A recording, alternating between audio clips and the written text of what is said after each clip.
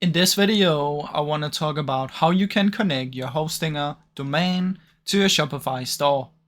Now this is pretty simple, guys. You want to go to your admin dashboard, click on settings. Inside of here, you want to click on your domains. Inside of domain, just click connect existing domain, type in the domain that you've bought from Hostinger and press next. When you press next, it's gonna show you a little tutorial of what you need to do, a step by step. But if you don't understand it, I'm gonna simply show you here. So once you've typed in your domain, you wanna go to your Hostinger and you wanna find the DNS settings. In there, you wanna change the A record to this, which is the Shopify one. And you wanna change the C name record, which is the www, to shops.myshopify.com.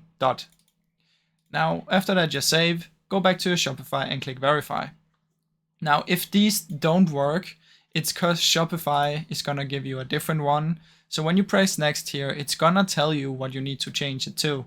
So these are just the default ones, but if on your Shopify, if it shows you a different one, just type in those instead.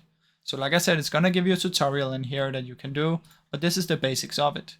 Now, I really hope you enjoyed this short video. If you did, please leave a like and subscribe, as it helps me out a ton. Thank you so much for watching.